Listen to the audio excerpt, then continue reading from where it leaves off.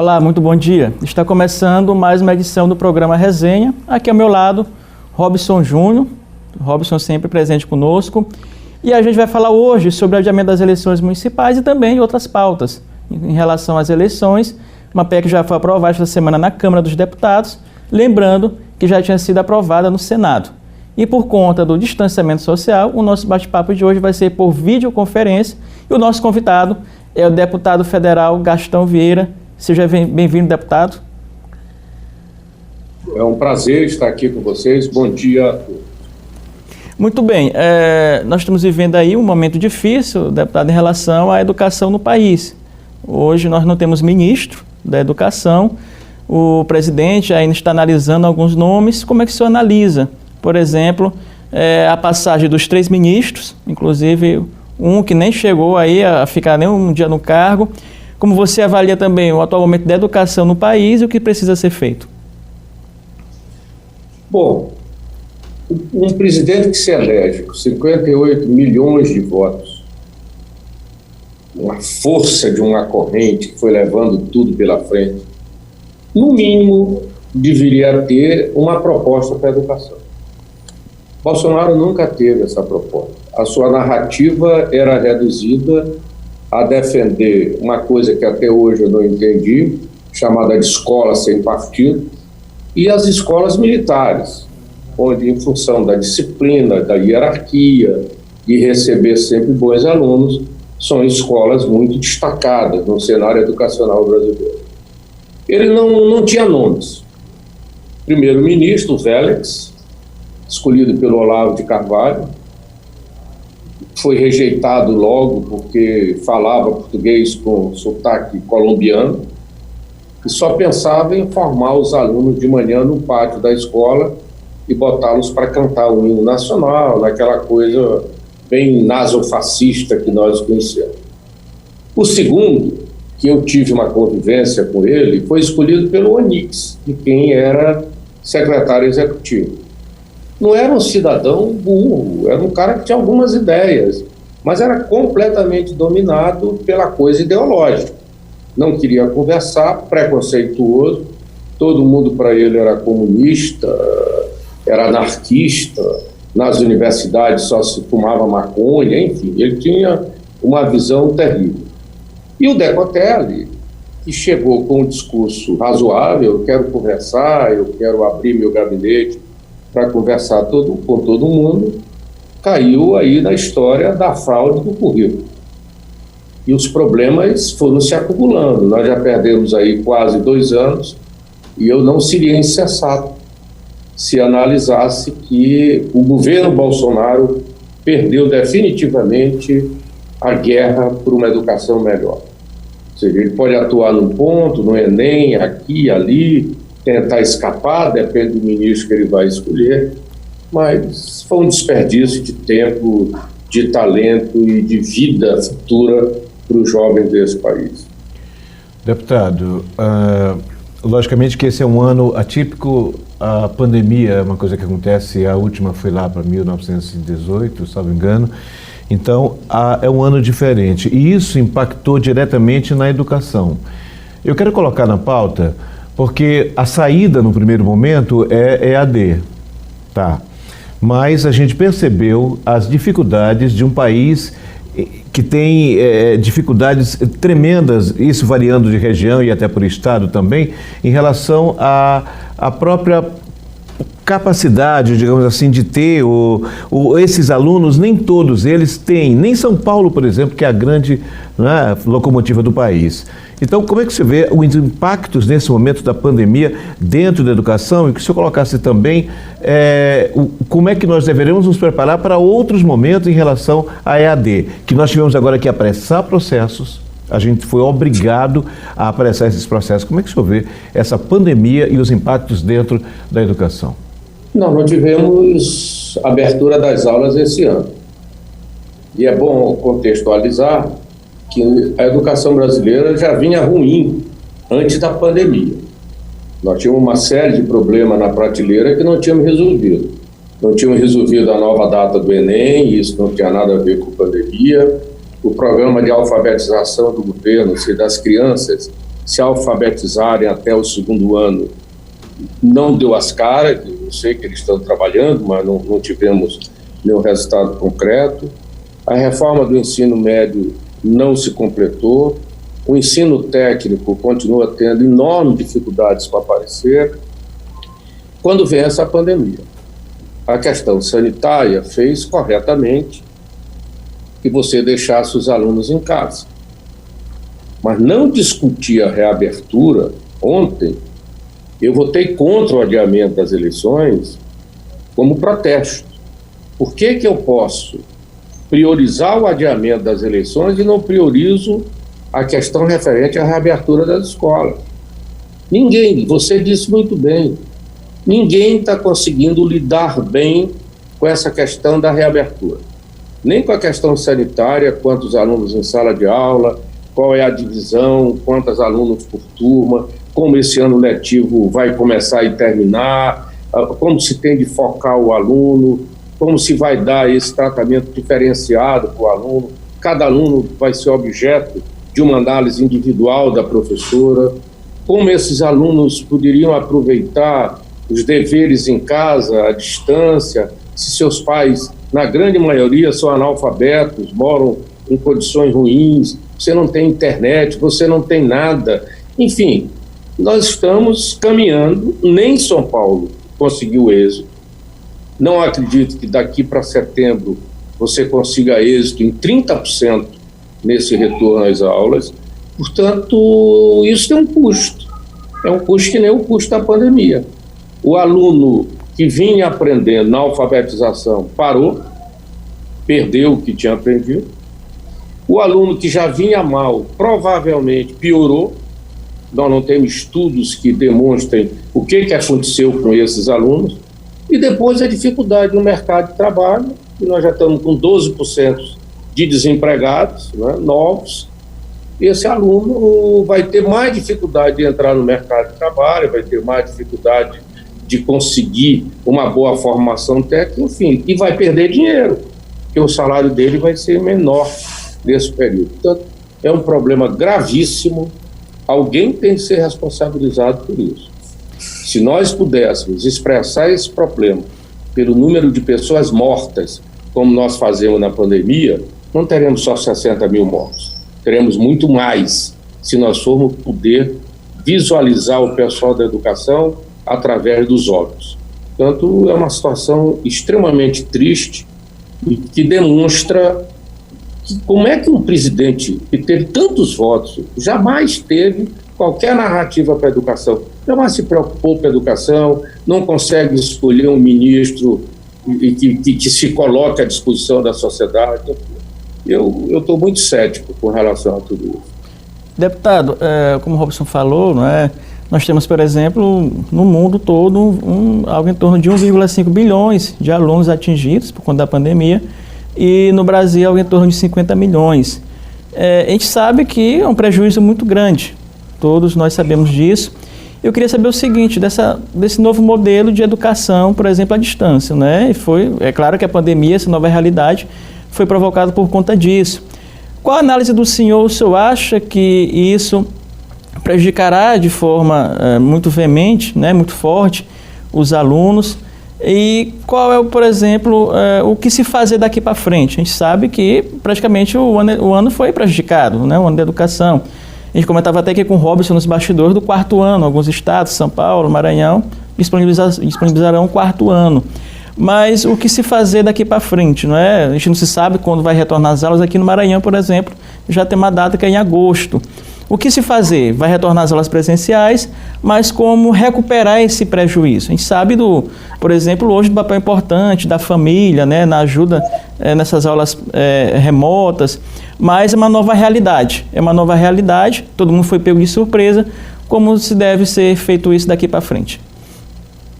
Olha, em primeiro lugar, a questão sanitária. Salvar vidas, não permitir que o número de mortos de uma nova contaminação alcance exatamente esses alunos cujo regresso à escola está previsto para setembro. Tem de ouvir os pais, o pai tem de ter a liberdade de dizer se quer que seu filho retorne para a escola, Essa é a primeira palavra. Segundo, definir o número de alunos que nós podemos ter por sala de aula. 15 para ter um distanciamento de 2 metros, 20, etc. Segundo, esse professor, ele tem de ser além de um professor, e diga-se de passagem, não for um professor formado para usar o ensino à distância como ferramenta principal ou ferramenta complementar para as aulas que ele está dando, esse professor precisa ser rei em sala de aula. Ele tem de conhecer aluno por aluno e identificar aquele que precisa da sua ajuda, reforço para ler, para raciocinar, etc., e aqueles alunos que poderão caminhar, vamos dizer assim, com pouco tipo de assistência, né? Isso é importantíssimo. Terceiro lugar, João, uma coisa que eu acho que nós não vamos ter tempo de fazer esse ano, que é adaptar esse professor, treiná-lo e dar condições para que ele possa trabalhar com o ensino à distância, além do ensino presencial. Quer dizer, esse regime híbrido que mistura as duas coisas, o nosso professor atual não está preparado. Ele terá de ser preparado para poder enfrentar esse problema. Isso é impossível? Não, claro que não é impossível. Não é impossível. Mas isso requer uma prioridade absoluta, tanto quanto na saúde, nós teremos de ter essa prioridade na educação. As escolas particulares estão avançando, claro que elas têm plataforma, compraram plataformas caríssimas, as mensalidades são bem altas, mas nós não podemos aceitar, e eu vi o secretário Felipe falando isso, e concordo com ele, que se tenha duas reaberturas, uma reabertura para as escolas públicas e uma reabertura para as escolas particulares. No máximo, nós vamos pedir que as particulares ajudem as públicas, já com os meios que dispõem, treinando professores, etc. Nós temos a UEMANET, que pode cumprir esse papel. Enfim, temos os institutos federais que podem cumprir esse papel. Agora, você falou em 50 milhões. Você não está incluindo aí o ensino superior. Todas as instituições públicas, privadas, do ensino superior, ou estão usando plataforma, aí a coisa avançou mais, porque o MEC disponibilizou uma plataforma, ou não sei como elas estão se virando nesse período. E esses alunos do ensino superior precisam saber também quando vão se formar. Só quando as universidades disserem quando vão concluir os cursos dos alunos desse ano, é que nós poderemos pensar no Enem. Nós vamos concluir em fevereiro, então é muito bom esse Enem ser em maio. Enfim, então uma coisa interligada na outra é exigir definições que, infelizmente, nós não temos até agora. Deputado, a gente pede uma licença, Robson também, a gente vai a um rápido intervalo, daqui a pouquinho a gente volta no segundo bloco, falando também ainda de educação, de política e também de eleições. É só um instante. De volta com o programa Resenha, e por conta do distanciamento social, a gente continua o nosso bate-papo por videoconferência com o nosso convidado hoje, deputado federal Gastão Vieira. Nesse segundo bloco, eu passo a primeira pergunta para o Robson, ainda falando sobre educação. Fala-se muito do novo normal, deputado. E o senhor falava, por exemplo, de como o professor hoje na sala de aula, ou à distância, nessa distância, ele tem que ter uma formação muito mais global. Lembro-me dos professores, por exemplo, que eram os orientadores do SEMA. Nós tínhamos aula na TV e eu me lembro que nós tínhamos em sala de aula, nós éramos turmas de 6 ou 7 alunos em umas mesas, acho que eram umas 5 mesas na sala, e havia um orientador que tinha uma noção em tese global, de matemática, de português, de inglês e tal. Então, considerando que essa experiência, ela marca de uma forma muito forte, a pandemia acaba acelerando processos, qual é o que a gente poderia chamar de um novo normal da educação para os próximos anos, para que a gente não seja pego, digamos, de surpresa, como foi agora nesse caso da pandemia, deputado? Olha, o ensino à distância veio para ficar. Ele já invade o ensino superior brasileiro. Nós temos um MBA, um tipo de formação bem técnica, bem exigente, feito à distância, isso proliferou pelo país inteiro. Portanto, nós vamos ter de conviver com o ensino à distância, e conviver bem. Temos problemas básicos para resolver. Gente, desde quando nós prometemos colocar a internet nas escolas? Esse novo Ministério das Comunicações o Bolsonaro indicou o deputado Fábio Farias, ele tem o FUST. O FUST é um fundo que tem aí, se eu não estou enganado, quase 20 bilhões para colocar a internet nas escolas. Quando eu fui presidente do FNDE, nós colocamos internet na Amazônia, nas sedes de comando do Exército Brasileiro.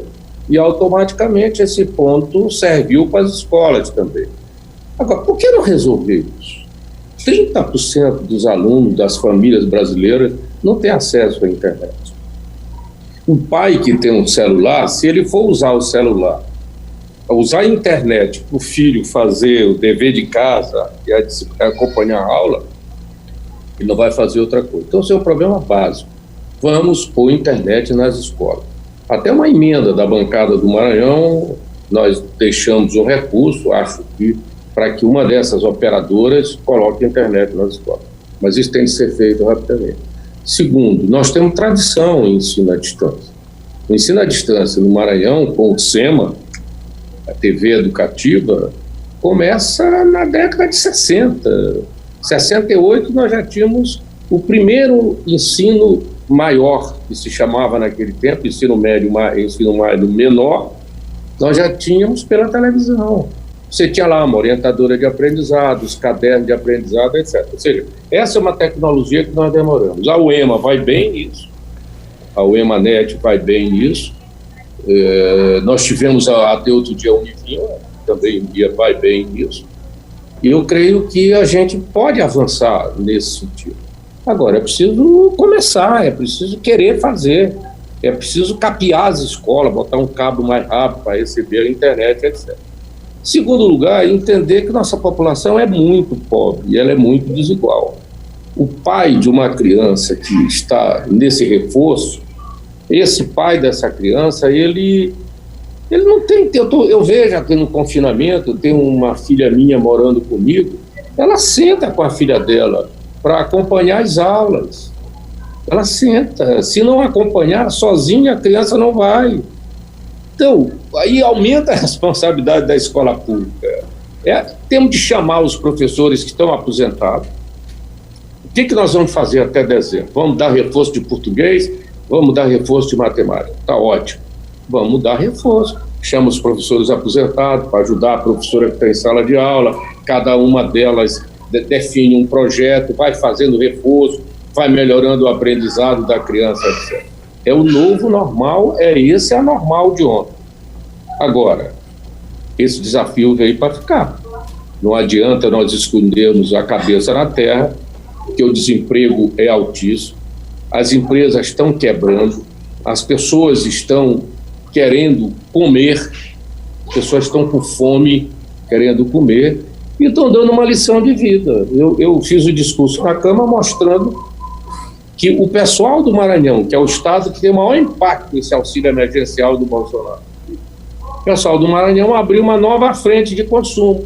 Está comprando 5 sacos de cimento, está comprando 250 tijolos, 500 tijolos, ou seja, o dinheiro eles estão também aproveitando para fazer uma poupança melhorando a casa deles.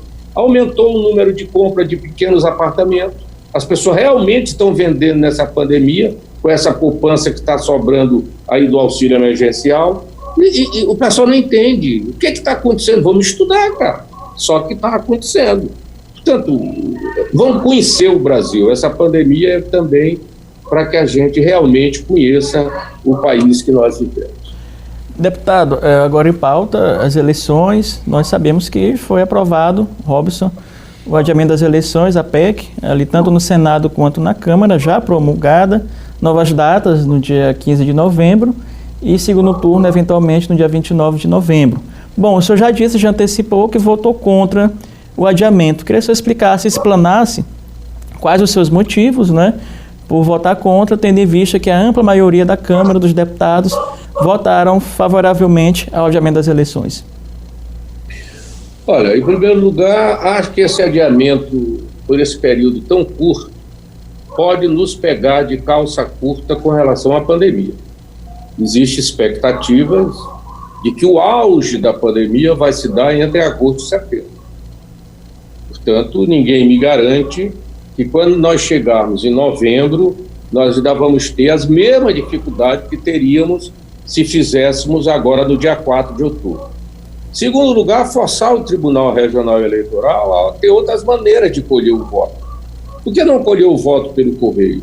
Por que não usar o celular para colher o voto? Por que não dar mais do que um dia para as pessoas votarem?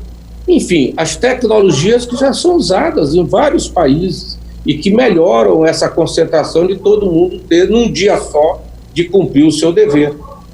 Tem multa, as pessoas cumprem. Essa multa, às vezes, parece não ser importante, mas tirou muita gente do auxílio emergencial que não tinha CPF, que a Receita cortou, que estava em descumprimento das exigências eleitorais.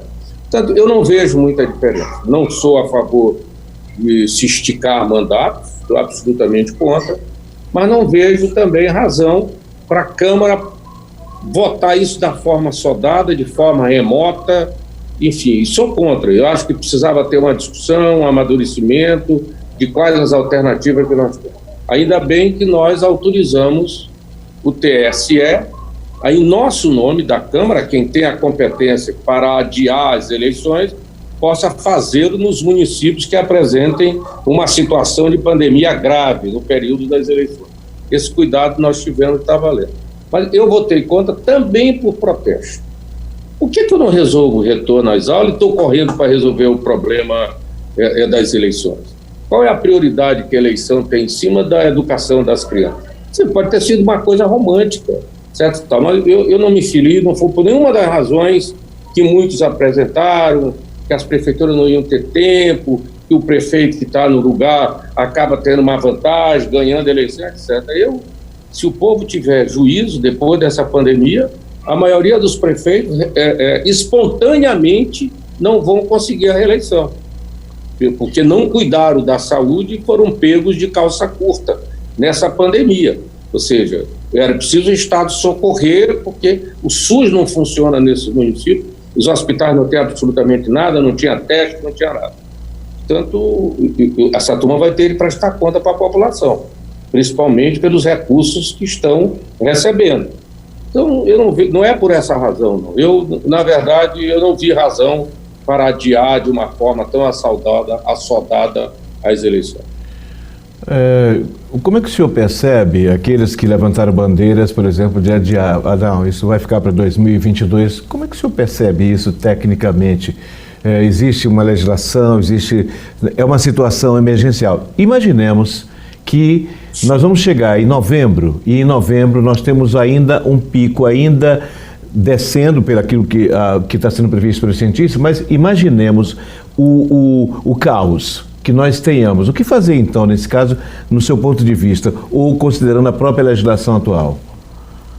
Ontem o TSE recebeu da Câmara, do Congresso, na verdade, uma delegação que ele pode intervir. Ele pode suspender a eleição naquele município, ele pode remarcar essa eleição para um novo momento, desde que essa eleição ocorra durante o mês de dezembro, para que não haja alteração na posse dos novos mandatários em 1º de janeiro.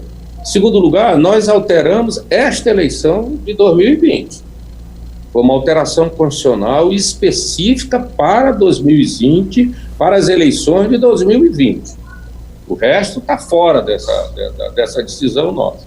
Portanto, acho que o TSE tem os instrumentos que nós cuidamos ontem de dar para que eles possam agir, né? Encerrando as eleições, não fazendo eleições, remarcando eleições, repito, desde que socorra durante o mês de dezembro. Deputado, ainda sobre as eleições, localmente falando, qual o posicionamento do PROS neste momento em relação às eleições de São Luís? A gente já sabe que tem um pré-candidato, que é o doutor Iglesio, mas como está sendo formado, né, as alianças, conversas com os partidos, o que é que o PROS pensa, por exemplo, para São Luís? Olha, eu acho que nós devemos fazer aliança no campo político do governador, no campo político dos partidos que apoiam o governador. E aí nós temos o nosso candidato, que é o Iglesias. Não teve como fazer campanha, ninguém teve como fazer campanha com essas proibições de aglomeração, que é a base do aperto de mão, do comício, do encontro, etc. Mas nós temos alternativa. Buscar uma aliança, buscar uma coligação na majoritária, está autorizado pela lei. Acho que isso vai começar agora, depois das convenções. Hoje está difícil, está praticamente impossível. Ninguém está confirmando quem coliga com quem. As chapas de vereadores que proíbem-se coligações já estão formadas. Quem pôde formar uma chapa formou, quem não pôde formou no número mínimo, mas é uma eleição separada da eleição majoritária. Mas para a eleição majoritária tem coligação. E aí nós vamos, tanto que ninguém escolheu o vice-prefeito ainda, está em aberto, para que a gente possa usar esse caso de vice-prefeito nas coligações que vamos fazer na majoritária. Isso eu quero dizer, João, para você, que no meu pensamento essa vai ser uma eleição completamente diferente. Ninguém vai ganhar essa eleição distribuindo santinho. Aquela periferia que foi abandonada pelos partidos de esquerda, Mano Brown dizia para o PT, volta para a periferia, volta para a periferia. Essa periferia foi ocupada pelos pentecostais, foi pelo pastor. É ele que está presente no lugar que não tem nada. Não é o estado mínimo de Guedes, não, é o estado sem nada. Não tem saúde, não tem moradia, não tem asfalto, não tem calçamento, não tem transporte público, etc.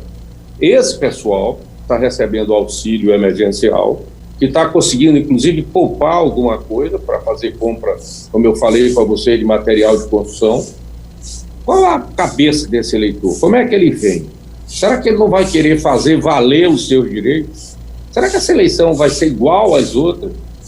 Eu tenho a impressão que esse é um fator novo, que vai ser o comportamento desse eleitor, embalado aí por mais 2 parcelas do auxílio emergencial. Pode ser um romantismo meu, pensamento romântico, mas eu tenho dito para o meu candidato, que é o Iglesias, olha, você presta atenção nisso. Vocês têm de substituir ou ajudar o pastor. Não é ele só que vai ficar na periferia. Essa é uma situação que me parece completamente nova. Ok, deputado, a gente agradece muito a participação aqui no programa Resenha. Robson, a gente volta no próximo sábado, né? Um ótimo fim de semana para todos e até lá. Tchau.